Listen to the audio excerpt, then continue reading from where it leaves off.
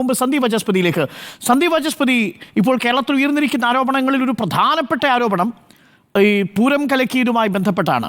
ആ വിഷയത്തിൽ ഇപ്പോൾ കോൺഗ്രസും ഒപ്പം PV അൻവറും CPIയും BJPയെ പ്രതിസ്ഥാനത്ത് നിർത്തുന്നു. മാത്രവുമല്ല CPIയുടെ VS സുനിൽകുമാർ പറയുന്നത് ഇത് BJPയുടെ ഫോർമുലയാണ് പൂരം കലക്കൽ, അതിന് ADGP കൂട്ടുനിന്നു എന്നതാണ്. കോൺഗ്രസ് ഒരുപടി കൂടി കടന്ന് അത് മുഖ്യമന്ത്രിക്ക് വേണ്ടിയാണെന്ന് പറയുന്നു. ഈ പൂരം കലക്കലിൽ BJPയുടെ ഫോർമുലയായിരുന്നോ? അവിടെ ADGP ഏതെങ്കിലും പങ്കുവഹിച്ചിരുന്നോ? ADGP RSS നേതാവിനെ കണ്ടത് അത്ര വലിയ ക്രൈമാണോ? മാത്രവുമല്ല ഈ ഉയർന്നിരിക്കുന്ന ആരോപണങ്ങളെ എങ്ങനെയാണ് BJP കാണുന്നത് ആഭ്യന്തര വകുപ്പിൽ? വാചസ്പതി, ഞാൻ അതിലേക്ക് വരുന്നതിന് മുമ്പ് ഇവിടെ ബഹുമാനപ്പെട്ട ഡോക്ടർ പ്രേംകുമാർ ചോദിച്ചു ഈ വിഷയത്തിൽ BJPക്കും കോൺഗ്രസിനുമൊക്കെ എന്താണ് റോള്. അദ്ദേഹത്തോട് തിരികെ ചോദിക്കാനുള്ളത്, ഇവിടെ കേരളത്തിൻ്റെ ഭരണത്തിൽ മുഖ്യമന്ത്രിക്ക് എന്താണ് റോള്? അദ്ദേഹത്തിൻ്റെ ഓഫീസിൽ നടക്കുന്ന എന്തെങ്കിലും കാര്യത്തെപ്പറ്റി അദ്ദേഹത്തിന് അറിയുമോ? അദ്ദേഹത്തിൻ്റെ പൊളിറ്റിക്കൽ സെക്രട്ടറി എന്തു ചെയ്യുന്നു?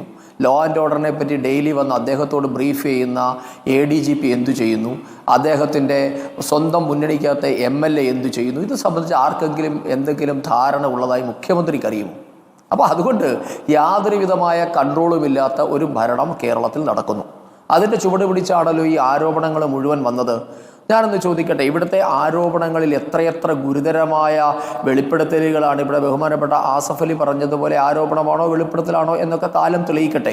പക്ഷേ എനിക്ക് ആരോപണം ഉന്നയിച്ച ആളോടും ചില കാര്യങ്ങൾ, ചില സംശയങ്ങൾ. അതായത് ഈ PV അൻവർ എന്നുള്ളത് വളരെ പെട്ടെന്ന് മാധ്യമങ്ങൾക്ക് വിശുദ്ധനായി വന്നതിൽ വലിയ അതിശയവുമൊന്നുമില്ല. അതവിടെ നിൽക്കട്ടെ. PV അൻവറിൻ്റെ കഴിഞ്ഞ കാലങ്ങളിലെ ഇടപെടലുകളും അദ്ദേഹം എപ്രകാരമാണ് കേരള രാഷ്ട്രീയത്തിൽ ഇടപെട്ടതെന്നും ഒക്കെ നമുക്കറിയാം.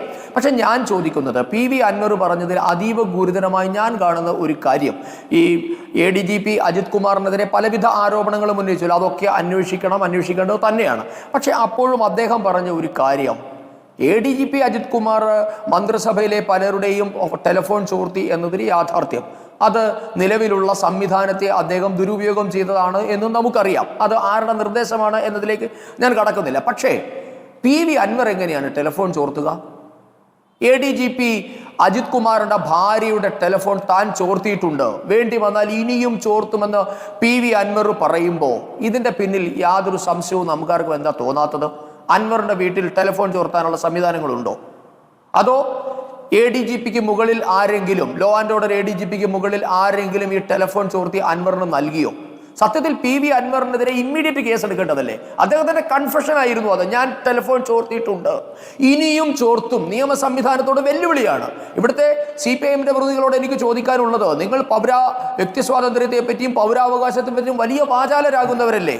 നിങ്ങളുടെ ഒരു MLA തന്നെ ആത്മവിശ്വാസത്തോടെ മാധ്യമങ്ങളുടെ മുൻപിൽ വന്ന് കൺഫസ് ചെയ്യുകയാണ്, ഞാൻ ടെലിഫോൺ ചോർത്തി. ആരുടെ ടെലിഫോൺ? കേരളത്തിന്റെ ലോ ആൻഡ് ഓർഡർ നോക്കുന്ന ഒരു ADGPയുടെ ഭാര്യയുടെ ടെലിഫോൺ നോക്കൂ നിങ്ങൾ. അപ്പൊ അതിൽ ആർക്കും നമുക്കൊരു അസ്വാഭാവികതയും ഇല്ല. അപ്പൊ ഇവിടെയാണ് PV അൻവർ എന്ന് പറയുന്ന MLAയുടെ വെളിപ്പെടുത്തലിനെ പോലും നമുക്ക് സംശയിക്കേണ്ടി വരുന്നത്. കൊണ്ടാണോ താങ്കൾക്ക് ഈ ആരോപണങ്ങളിൽ ഏറ്റവും ഗുരുതരമായത് ADGPയുടെ ഫോൺ ചോർത്തലായി മാറിയത്? അല്ല, ADGPക്ക് RSS ബന്ധത്തിലേക്ക് ഞാൻ വരാം അരുണേ. അതിനകത്ത് നമ്മൾ ഒളിച്ചോടുന്നൊന്നുമില്ല. ഞാൻ അതിനു മുമ്പ് ചില വിഷയങ്ങൾ അഡ്രസ്സ് ചെയ്യാം. ഞാൻ ചോദിച്ചു, അതിനകത്തൊരു ഗൗരവതരമായ കുറ്റകൃത്യമായി താങ്കൾക്ക് തോന്നുന്നില്ലേ? പോലീസ് ആസ്ഥാനത്ത് ടെലിഫോൺ ചോർത്താനുള്ള സംവിധാനമുണ്ട് എന്ന് എല്ലാവർക്കും അറിയാം. അതൊരു പോലീസ് ഉദ്യോഗസ്ഥൻ ദുരുപയോഗം ചെയ്തിട്ടുമുണ്ട്. അത് ക്രിമിനൽ കുറ്റം തന്നെയാണ്. എൻ്റെ ചോദ്യം, ഈ സംവിധാനമില്ലാത്ത ഒരു MLA ഇതെങ്ങനെ ചോർത്തും?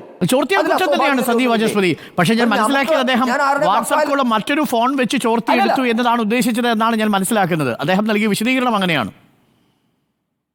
അല്ല, താങ്കൾക്ക് അതെങ്ങനെ അറിയാം അയാൾ എങ്ങനെയാണ് ചോർത്തിയതെന്ന് താങ്കളോട് പറഞ്ഞു? ഞാൻ അദ്ദേഹത്തോട് ചോദിച്ചപ്പോൾ കിട്ടിയ വിവരമാണ് ചോർത്തി എന്നാണ് പറഞ്ഞത്. അദ്ദേഹം സുജിദാസിന്റെ ഫോണും ചോർത്തിയത് അങ്ങനെയാണ്. സുജിദാസ് വാട്സാപ്പ് കോൾ വിളിച്ചു, മറ്റൊരു മൊബൈൽ ഫോൺ വെച്ചത് റെക്കോർഡ് ചെയ്തു. അതാണ് സംഭവിച്ചത് എന്നാണ് ഞാൻ മനസ്സിലാക്കുന്നത്. അല്ല, വാട്സപ്പ് കോള് അതൊരു ചോർത്തലാണോ സർ? അതിനൊക്കെ ചോർത്തൽ എന്നാണോ നിങ്ങൾ പറയുക? ആയിക്കോട്ടെ, ഞാൻ അൻവർ പറഞ്ഞ വാചകത്തെ തന്നെയാണ് പറഞ്ഞത്. ശരി, ഇവിടെ പ്രശ്നം എന്താ? ഇപ്പൊ ADGP എന്താണ് RSS നേതാവിനെ കണ്ടോ ഇല്ലയോ എന്ന് വെളിപ്പെടുത്തേണ്ടത് ADGP ആണ് അല്ലെങ്കിൽ RSS ആണ്? ഇത് രണ്ടു കൂട്ടരും നമ്മൾ രണ്ടുപേരും ഇതിൻ്റെ ഇപ്പുറത്ത് നിൽക്കുന്നവരായതുകൊണ്ട് അതേപ്പറ്റി ADGP പറയട്ടെ, അദ്ദേഹം കണ്ടിട്ടുണ്ടോ ഇല്ലയോ എന്നുള്ളൊരു കാര്യം. ഞാൻ ഇവിടുത്തെ കോൺഗ്രസിൻ്റെ പ്രതിനിധിയോട് ചോദിക്കാൻ, അദ്ദേഹം വളരെ വാചാലനായി സംസാരിക്കുന്നുണ്ടായിരുന്നു. തൃശ്ശൂർ പൂരം കലക്കുന്നതിന് വേണ്ടിയാണ് RSS നേതാവ് നിർദ്ദേശം കൊടുത്തത് എന്നൊക്കെയാണ് അല്ലേ. ഞാൻ ചോദിക്കട്ടെ, ഇത്ര കാലം നിങ്ങൾ എവിടെയായിരുന്നു? ഈ തെരഞ്ഞെടുപ്പ് തോറ്റപ്പോൾ ആണോ RSS നേതാവുമായി ADGP? അങ്ങനെ ഞാൻ പറഞ്ഞിട്ടില്ല. അല്ല, തെരഞ്ഞെടുപ്പ് തോറ്റ് 15 മാസങ്ങൾക്ക് മുൻപാണ് ഇത്തരം ഒരു കൂടിക്കാഴ്ച നടന്നത് എന്നാണ് VD സതീശന്റെ അവകാശവാദം. പക്ഷെ PV അൻവർ പറഞ്ഞത് 1 വർഷം മുമ്പ് പാലക്കാട്ട് നടന്നു എന്നാണ് പറയുന്നത്. VD സതീശൻ പറയുന്നു തൃശ്ശൂരാണ് കൂടിക്കാഴ്ച നടന്നത്. എവിടെയാണ് എന്ന് ഈ കണ്ടവർ വെളിപ്പെടുത്തട്ടെ എന്ന് മാത്രമേ നമുക്ക് പറയാനുള്ളൂ. പിന്നെ ADGP RSS നേതാവിനെ കണ്ടിട്ടുണ്ട് എങ്കിൽ അതിലെന്ത് എത്ര അസ്വാഭാവികത? ഈ രാജ്യത്ത് ആരെല്ലാം RSS നേതാക്കന്മാരെ കാണുന്നുണ്ട്? RSS എന്നുള്ളത് കഴിഞ്ഞ 100 വർഷമായി ഈ രാജ്യത്ത് പ്രവർത്തിക്കുന്ന ഒരു സംഘടനയാണ്. ലോകത്തിലെ ഏറ്റവും വലിയ സന്നദ്ധ സംഘടന എന്ന നിലയിൽ നിരവധി ആൾക്കാർ, അന്താരാഷ്ട്ര പ്രശസ്തരായ വ്യക്തികൾ, മുൻ പ്രസിഡന്റുമാര്, ഇന്ത്യൻ രാഷ്ട്രപതിമാര് RSS നേതാക്കന്മാരെ കണ്ടിട്ടില്ലേ? അംബാസഡർമാർ കണ്ടിട്ടില്ലേ? IAS IPS അങ്ങനെ ആരെല്ലാം കാണുന്നുണ്ട്? മന്ത്രിമാര്, ഗവർണർമാര്, സാഹിത്യകാരന്മാര്, സിനിമാക്കാര്, നോബൽ ലൊറേറ്റ്സ് ആരെല്ലാം കാണാറുണ്ട്. അപ്പൊ ADGP കണ്ടോ ഇല്ലയോ എന്ന് അവർ വെളിപ്പെടുത്തണം. എൻ്റെ വിഷയം അതല്ല. നമ്മുടെ വിഷയം കേരളത്തിന്റെ ഭരണത്തിനെതിരെ ഇത്ര ഗുരുതരമായ ഒരു ആരോപണം എങ്ങനെ പുറത്തു വന്നു? ഇതിനകത്ത് രാഷ്ട്രീയമാണല്ലോ നാം ചർച്ച ചെയ്തുകൊണ്ടിരിക്കുന്നത്. ഇവിടെ നിങ്ങൾ പറഞ്ഞതിനകത്ത് തന്നെയുണ്ട്, രാവിലെ മുഖ്യമന്ത്രിയെ കാണാൻ പോയി വളരെ ഗ്ലൂമിയായി മടങ്ങി വരുന്ന PV അൻവർ പാർട്ടി സെക്രട്ടറിയെ കാണുന്നതോടുകൂടി പഴയ ഫോമിലേക്ക് ഉയർന്നു എങ്കിൽ പണ്ട് VS അച്യുതാനന്ദൻ പറഞ്ഞതുപോലെ നമ്മളൊക്കെ അരിയാഹാരം കഴിക്കുന്നവരല്ലേ, നമുക്ക് മനസ്സിലാവില്ലേ?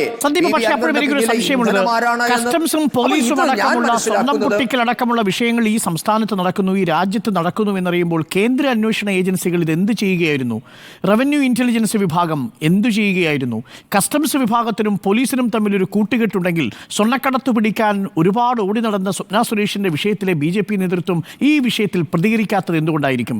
ADGP നടത്തിയ ഇടപാടുകളെക്കുറിച്ച് ഇപ്പോഴും BJPക്ക് സംശയമില്ലാത്തത് എന്തുകൊണ്ടായിരിക്കും? അല്ല, ഇതിനകത്ത് അരുണേ, നമ്മളൊക്കെ ഈ വെളിപ്പെടുത്തൽ വരുമ്പോഴാണല്ലോ നമ്മളെല്ലാം ഇക്കാര്യങ്ങൾ അറിയുന്നത്. കേരള BJPയെ പറ്റി താങ്കൾ ചോദിച്ചതുകൊണ്ടാണ് ഞാൻ പറയുന്നത്.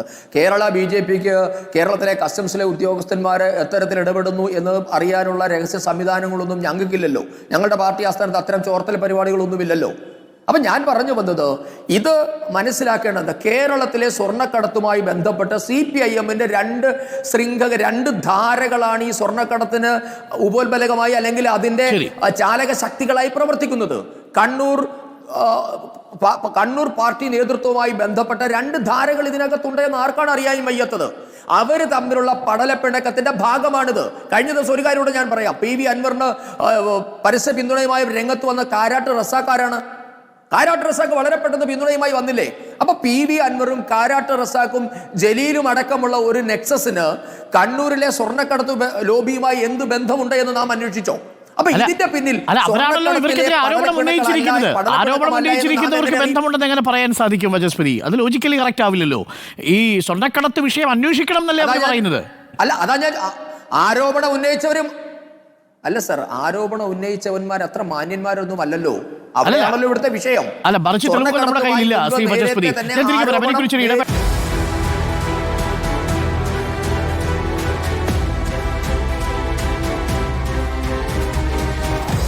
Debate with Arun Kumar.